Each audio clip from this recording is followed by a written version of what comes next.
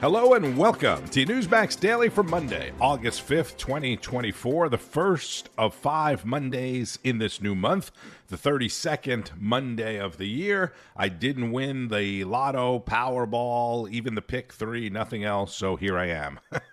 Hope you had a fantastic and safe weekend doing whatever it is you like to do. If you have any travel plans, air travel is a mess again today, courtesy of the severe weather up and down the East Coast. I didn't get a notification until I was through security, and then I got the notification that it was canceled.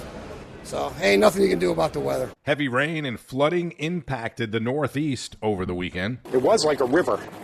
I expected to see like a car floating by. It was an absolute deluge. That guy's in New Hampshire. And today, the Southeast is getting hammered by Hurricane Debby, which made landfall this morning around 7:30 in the Florida Panhandle, a little bit east of Panama City Beach, in an area known as the Big Bend area. Expected to make its way north now into Georgia and South Carolina. This is Florida Governor Ron DeSantis in a news conference. This storm will not have winds that reach the level of Hurricane Idalia, but it is going to produce way more water throughout the northern part of the state of Florida. We are looking at potentially really significant flooding. And across the country on the West Coast, in Northern California, there were some 6,000 firefighters working to contain the Park Fire, which spread to more than 400,000 acres over the weekend. There was some good news, though, concerning one of the top stories of the week. Defense Secretary Lloyd Austin, late on Friday, withdrew the ridiculous and insulting plea deal of the 3 9/11 terrorists at Guantanamo Bay. We talked a lot about that last week. We will hear more about that today and what happens next. Also in the headlines, Ukraine says it sank a $300 million Russian submarine, and the U.S. deployed more warships to the Middle East over the weekend in support of Israel, who is under an even higher threat now due to the deaths of the 2 different terror organization leaders last week. That was the other big story, right? The 9/11 terrorists and then the death of the 2 terror organization leaders, one in Iran and one in Lebanon. And as you know, former President Donald Trump held a rally Saturday in Atlanta. She can't talk. She can read a teleprompter. I'd give her about a 6 on a scale of 10, 6. For talking, I'd give her less than a 1. We need people that can talk. Kamala pledged to give free taxpayer-funded health care to all illegal aliens. How do you like that idea? Which will destroy Social Security. She called for the abolition of ICE. Listen, ICE, I know some people here. 2 of them are really tough guys. They're fighters. They're vicious people. They're good, tough people. They don't want to work for ICE. ICE will go into a pack of MS-13 killers and thugs, and for about 2 minutes you just see fists flying back and forth, and then they stand up and they win, and they grab them, they throw them in a paddy wagon, they get them the hell out of the country, and she's calling them the equivalent of KKK, okay? And she loves deadly sanctuary cities. By the way, all of the things you're hearing now, she's now denying. But, you know, the one good thing about the internet, you press a button and you got it. Although they are trying to delete everything. If you didn't get to see the rally live on NEWSMAX, the former president, of course, spent a lot of time slamming the Harris-Biden or Biden-Harris policies, and again praised the Secret Service agents at the Butler, Pennsylvania rally. Say what you want. Those people were brave. They were running to me, and the bullets were flying. The Secret Service, they were very brave. They were very brave, I can say. They were very brave. They were running at me, and they knew the bullets were going right over my head. At that point, the first one was not a good situation. Not a good situation. That was really something incredible. That was from God. That was from God. Because the chances, that was from God. For all of you non-believers, that one was for God, right? Boom. That was a close one.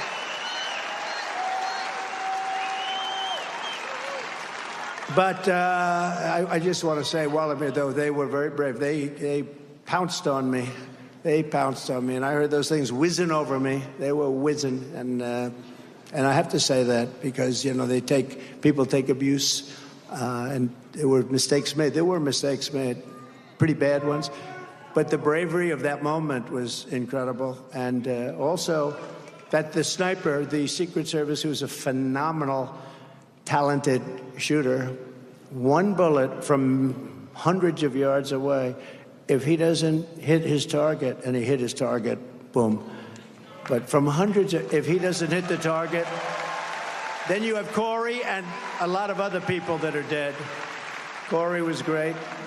Two other great gentlemen, warriors, great Trump people. We love them. And they're really, we thought they were going to be gone too. The doctors were incredible. They did a great job, an unbelievable job.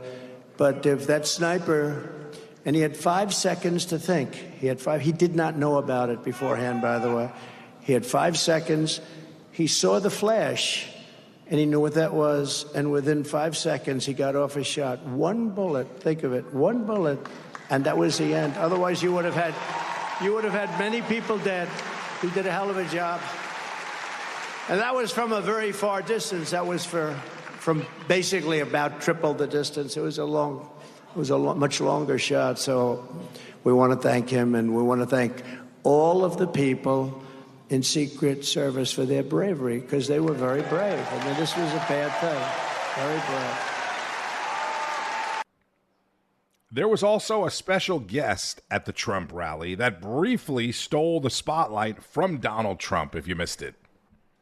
I do want to add on to some of the remarks that were made by others, and we do need to do our best to get the message out there. The fight is nothing if all we do is talk about it amongst ourselves. So with that being said, since you said you'd help me, shameless plug, if y'all need anybody to knock doors, make phone calls, wave signs, get people out to the polls, call me at Conserve the Culture. Because not only do I mobilize the HBCU students so that they may get this message, but I'm the best person when it comes to black engagement in the black community. And nobody needs this message more than my folks. So do y'all care for real?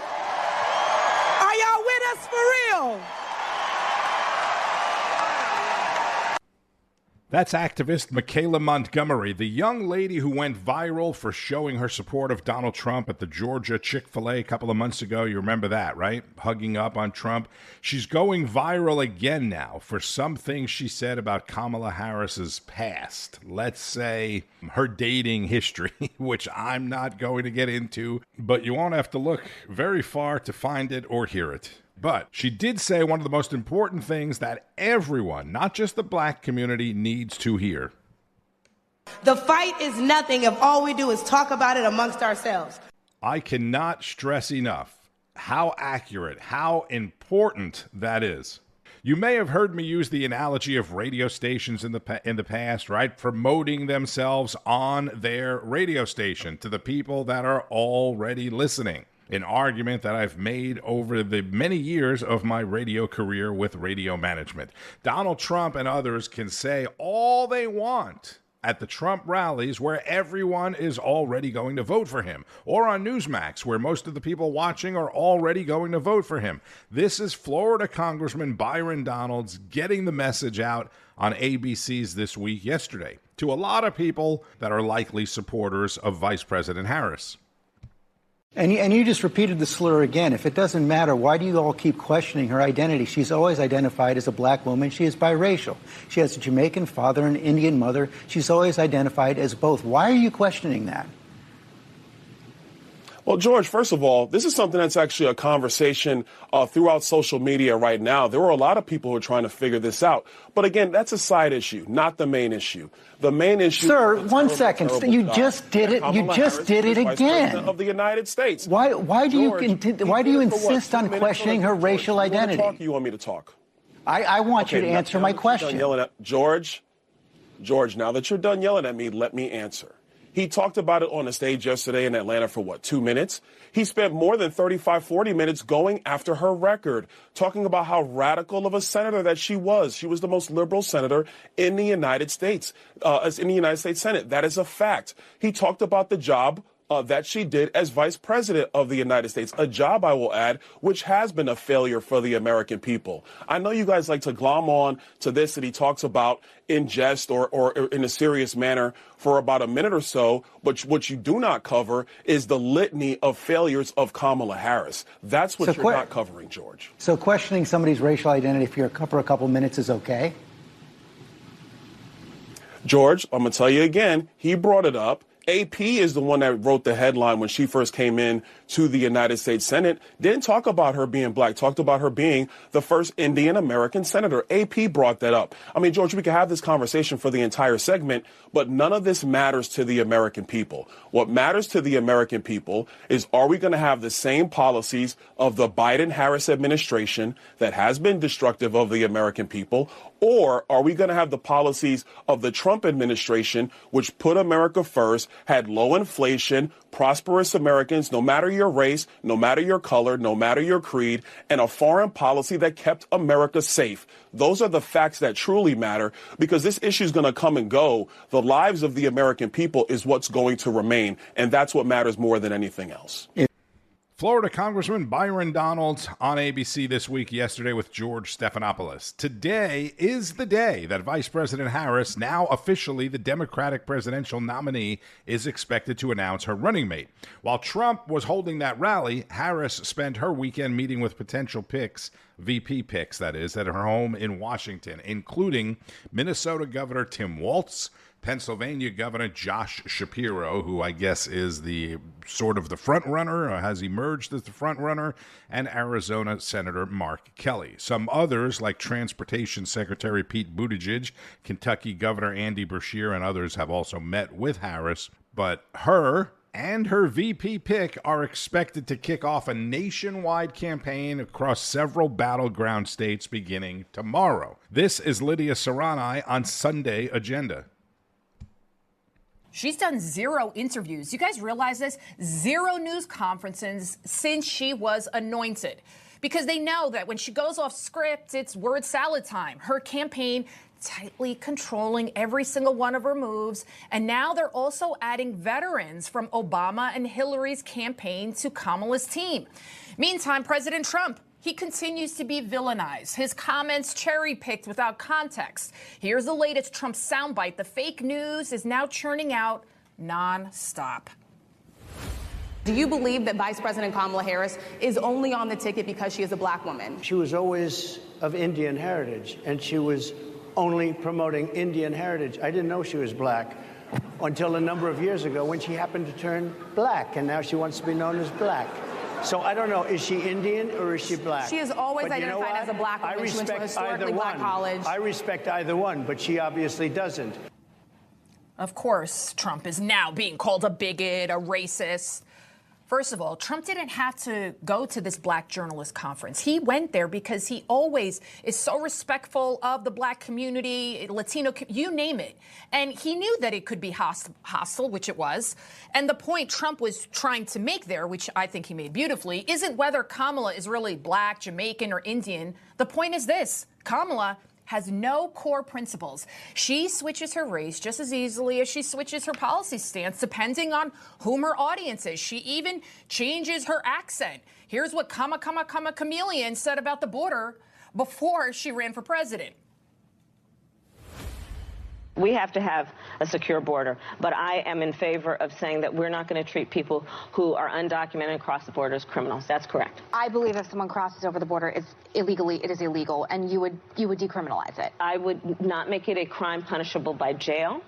It should be a civil enforcement issue. I know what a crime looks like, and I will tell you, an undocumented immigrant is not a criminal. An undocumented immigrant is not a criminal. And now here's what she is saying now that she is running for president. Donald Trump does not care about border security. He only cares about himself.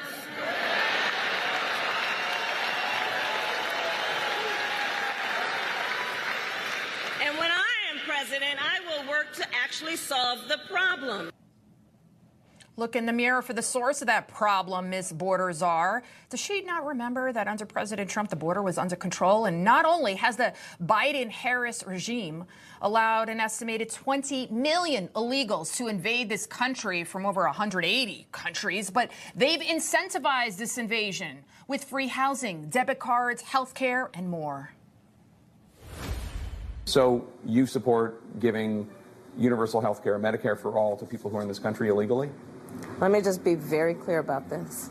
I am opposed to any policy that would deny in our country any human being from access to public safety, public education, or public health, period.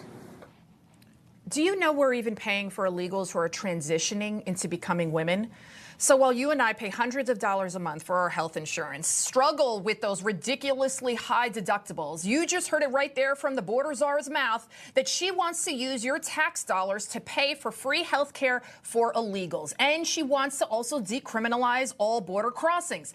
This is the Harris plan. They want Americans to disregard all of their failed policies. They want you to forget about the invasion that is costing lives and billions of dollars at the same time. They want you to forget about the Biden-Harris regime's multiple war fronts due to their weakness on the world stage. And despite your bank account showing otherwise, they want you to forget about that the economy is on the brink of a recession with, as you just saw with Friday's disastrous job report. That's NEWSMAX host Lydia Serrani on Sunday Agenda. And let's wrap it up with Arizona Senate nominee Kari Lake on Sunday Report. Republican Arizona Senate nominee Kari Lake joins me now. Great to see you. I was there at your celebratory watch party when you were named the Senate candidate here for the GOP in Arizona. This is an exciting week for you. Lots of support there, including President Trump. You talked about him in your acceptance speech, saying that he's been loyal, he's been a great friend, gave you lots of advice. What's next here for the next three months leading up to the election day? Well, we're going to continue doing what we have been doing since I stepped into this race back in October. We have been hyper-focused on Ruben Gallego, the most radical liberal Democrat to ever run for any office in this country. He's trying to now moderate himself, but the problem for him is he's got a very long voting record, 10 years in Congress that has been absolutely disastrous. He's voted with Biden and Kamala 100% of the time. He supported the open border, sanctuary cities. He marched and defunded the police rallies. This man is truly radical, so we're going to keep focusing on his record, how it doesn't work for Arizona, and how the America First agenda does work for all Arizonans, whether they're Democrat, Independent, or Republican. You just showed the border a little bit ago. You were talking about the border and how bad Kamala Harris, the border czar, has been on the border. You know, we're right here at ground zero, wide open border, hundreds of thousands of people coming in every month, fentanyl pouring through our state and going to all the other states, killing a young generation. And under President Trump, we didn't have any of those problems. So we want to get back to those type of policies. I'm going to help President Trump do that. You also had J.D. Vance in your state this week. He went right down to Cochise County there. He was right on the border where Trump's border wall actually ends. I was shocked to see the amount of steel that's still sitting there that was never put up in place. I mean, you can see right where it ends. But this is what J.D. Vance had to say about the border and Arizona. Watch. Every time I ask these guys, and I even asked, Brandon, Paul, let's play devil's advocate here. Tell me, has Kamala Harris done anything you've asked her to do? She is the border czar. Has your border czar done anything you've asked her to do? And the answer is no. They send letters, they make phone calls, they are begging the American president and vice president for leadership, and their own border czar ignores them. That is a scandal. That is a disgrace. That was one thing that I could not believe, is that the lack of communication between all the different levels there that are supposed to be in charge of the border, and the fact that it's falling on deaf ears with Kamala Harris. Your thoughts on this? I know this is something that you're running on. This is your part of your campaign. Tell us just how bad is it in Arizona at the border? Oh, I've been running on this since I ran for governor and recognized this is the biggest problem in our country. And this is before things were as bad as they are now. You know, they actually are involved. I agree with Senator Vance, but I also disagree with him. They are actually communicating. They are involved, but they're saying, bring them on in. We want more people. This is all a part of their plan. So to say that they haven't done anything, they're actually doing something. But their plan is to have an invasion on our border, bring in millions of people. The taxpayer has to foot the bill, even though the American taxpayers are at wit's end and their backs are breaking under the pressure of a terrible economy. But they want these people in. They want to register them to vote. That is, of course, Kari Lake, now the Arizona Senate nominee on Newsmax. You mentioned all of the materials on the border wall materials that are just laying on the desert floor. You know, President Trump bought those, and we were just within weeks or maybe a couple of months of finishing the wall in Arizona, or at least the part that had been planned. Mm-hmm. And Joe Biden sold that $300 million worth of border material for pennies on the dollar. And Ruben Gallego, my opponent, signed off on all of that. So we've got to realize the Democrat policies are destructive and devastating to everyday average Americans, and we have to make a big turnaround come November 5th. Kari Lake on Newsmax's Sunday Report with host John Glasgow. November 5th, she said, is exactly 3 months from today. Early voting and mail-in voting starts way before that. So there will be a lot of hubbub today about whomever Kamala Harris picks as her running mate. President Biden, by the way, you remember him? Yeah, the person who is supposedly still running the country. Well, he traveled back to the White House with the First Lady today from a weekend at the Delaware Beach home. He'll be meeting with his national security team this afternoon to discuss the weekend developments in the Middle East. I told you earlier, more U.S. support and warships have been deployed to the Middle East. And by the way, congratulations to South Carolina Senator Tim Scott and his bride, who were married over the weekend. I believe they had a wedding in beautiful Charleston, South Carolina, which unfortunately is not going to be beautiful later today or by tomorrow with Hurricane Debby making its way up the coast. It is going to be a rough day and night for millions of Americans dealing with the storm. Be sure to keep up with all of the news all day and night long on Newsmax, Newsmax.com, and Newsmax Plus for the most complete lineup of all your favorite shows and guests. Like Rob Schmidt tonight, Greg Kelly reports, Greta Van Susteren, Frontline with Carl Higbee, Wake Up America, and more with analysis from people like Kari Lake, Governor Mike Huckabee, political analyst Mark Halpern, Judge Napolitano, Professor Dershowitz, and many, many others. NewsMaxPlus.com. Make sure you are signed up. I'm Tony Marino. Thank you, as always, for listening to the NEWSMAX Daily. Continue to share it with your friends and family, please. And whatever platform that you may be listening on, please subscribe. Be safe, enjoy the day, and keep on fighting the good fight. News breaks every minute, every day. You need the app, the NEWSMAX app. Find it free on your smartphone store. Then watch us anytime, anywhere. It's our America. We conquered it. We built it. Great values like honesty and fairness. Great courage. A great nation needs a free press.